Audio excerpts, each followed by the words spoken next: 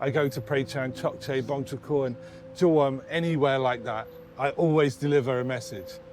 And that is, Cambodia want peace.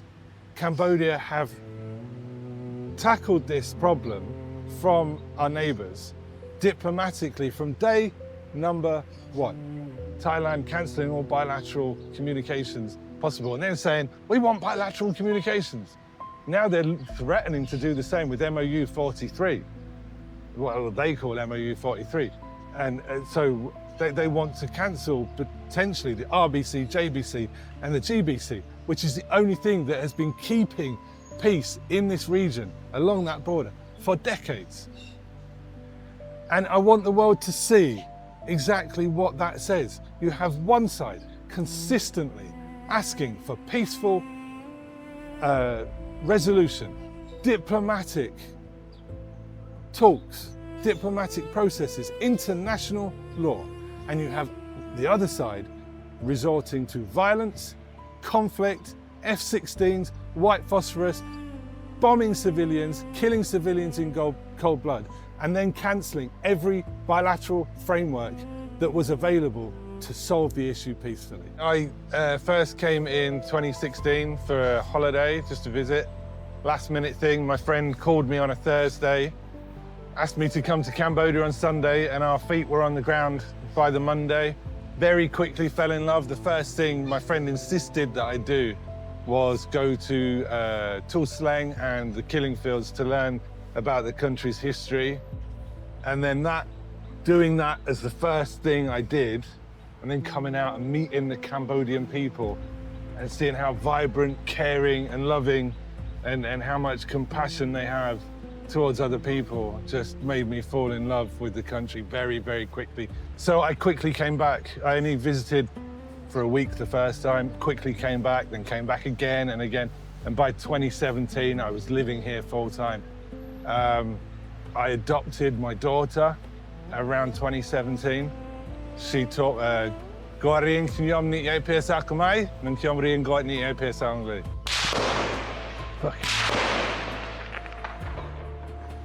So there's been several occasions where I should have been scared.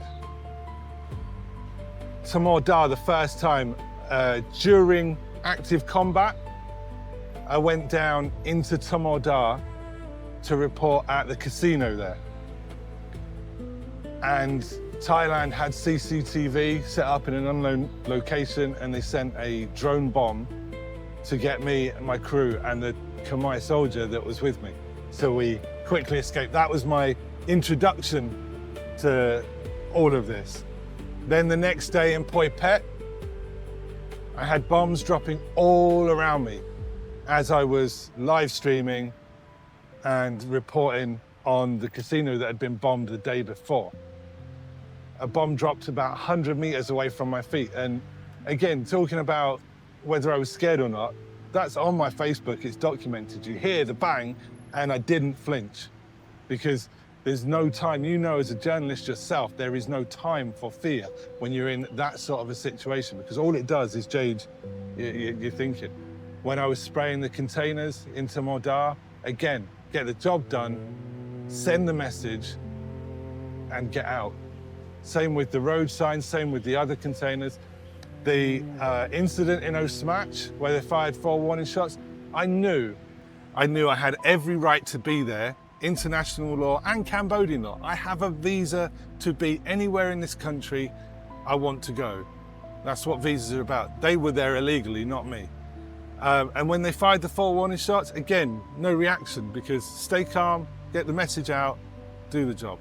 In Chokche, I met a family and interviewed their daughter, a girl called Makara. She's 10 years old. And we went to the fence in front of her village in Chokche, and I interviewed her, and she was breaking her heart. And it breaks my heart to see it. It's such unnecessary destruction. They're trying to go for fait accompli and have the international community ignore what's going on. They want to just bulldoze over Cambodian sovereign territory and claim it as their own. It's just theft. And their lives that are being bulldozed. I mean, houses can be rebuilt, but lives disrupted. Kids not going to school, memories just bulldozed down in an instant. They were lives with decades and decades of memories just now destroyed forever. And it was sick. And I think I was one of the first to I think I was the only one to document the bulldozing of Chok Che, and it's war crime, you know. And to say I've witnessed war crimes, several war crimes, with my own eyes is shocking to me.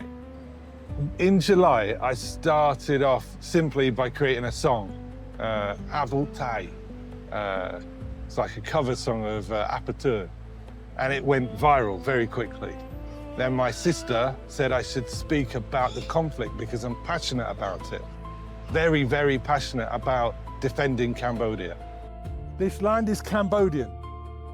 It always has been Cambodian, and it always will be Cambodian. Cambodia, and so I started talking about the conflict, and people very quickly got behind me, and I quickly learned that I was able to fill a gap where I can say the things that Cambodians want to say, and even if they're fluent in English, feel they can't say because they don't have the necessary cultural background to know how to put it across to a Western audience. And that's kind of where I came in. There's different styles to what I do, to the sort of thing that I'm doing, and I'm one of them.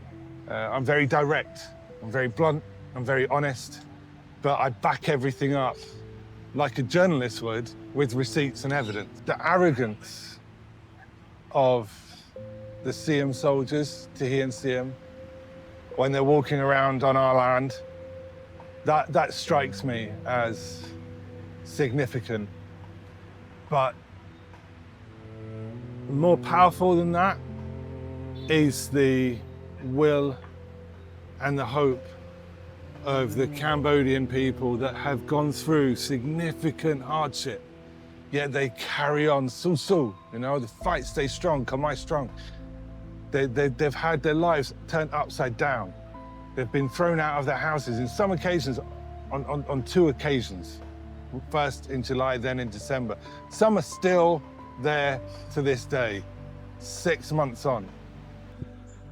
That's the extent of what's going on right here in Cambodia. Ruot Chompai is getting his gun out now. He's pointing his gun at me.